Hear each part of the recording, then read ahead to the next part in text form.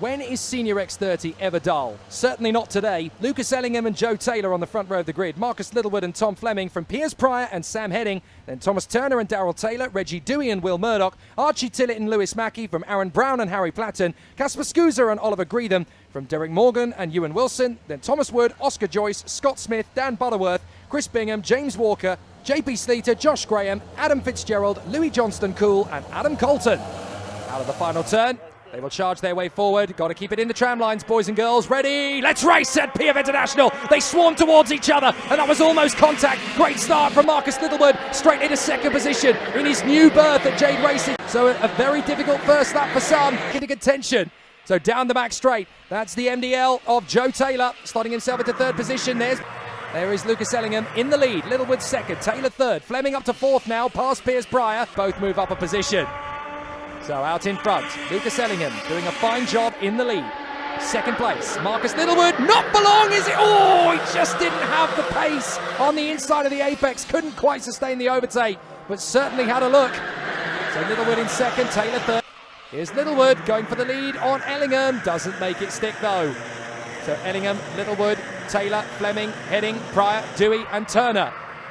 Now defending to the inside line. Goodness me, Littlewood is absolutely determined to get past Lucas Ellingham first. And there's Fleming, gets through into third position on the inside line. So Thomas Fleming now through into third place as they come up to Bobby Game Corner. It's raining on the circuit and everybody's on slick tyres. This is going to be a nasty one. Tom Wood has got a warning flag for something. Drivers going for moves that aren't there. Look, there's no grip in the first corner. Littlewood goes off, Fleming goes off. Heading, Dewey, Pryor, oh, and Littlewood spun it, and Darrell Taylor crashes into him. So now it's about driving from the seat of your pants, essentially, as they all cut through. Look, they're all running wide. So now everybody's just desperately trying to get round the course. There's no grip on the circuit at all. Yellow flag's out. Reggie Dewey goes off the circuit, rejoins, and tries to cut in front of Thomas Turner. Reggie Dewey has the warning flag. But to be fair, every single one of them is just desperately trying to find some grip. And they come down the straight. Look at this. This is absolute ice skating at the moment as they break down. Drivers with their hands in the air. Look, I think they might be throwing the red flag. Yes, they have. The whole field is on slick tyres. It's becoming undrivable. And once cars can't even stay on the road when drivers are trying to slow down, that's when you know it's a little bit suicidal to keep the race going. Now, interestingly, the restart will be a single file, but because they're going to subtract a lap, it'll go back a lap. Look. Marcus Littlewood, having spun off and be down at the back of the field, can retake his place at the front of the field. Fortune favours the fortunate. But Marcus Littlewood is the luckiest man in Lincolnshire right now. He will go off P2 on the single file restart. But Ellingham at the front, Littlewood in second, then Fleming and Taylor. So this will be an interesting one. Does Littlewood have the strength to fight back? Let's find out. They all come off the wet part of the circuit, go through the first couple of corners. It's not going to be an easy first lap, that is for sure. They all try and find a decent braking spot on the inside of the left-hander. Ellingham trying to break away nice and early. Littlewood in second, Fleming and Taylor. They tippy-toe their way up towards Bobby Game.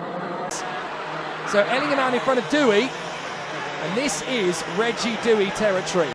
So Ellingham, Dewey, and in third place, that is now Thomas Turner. And that is Reggie Dewey, charging his way through to the lead of the race. Just spotted that. So like I said, he loves mixed conditions where there's very little grip. Reggie Dewey seems to have a little bit of a sixth sense for traction. And he finds it where a lot of other drivers wouldn't even look for it. Lucas Ellingham, second position.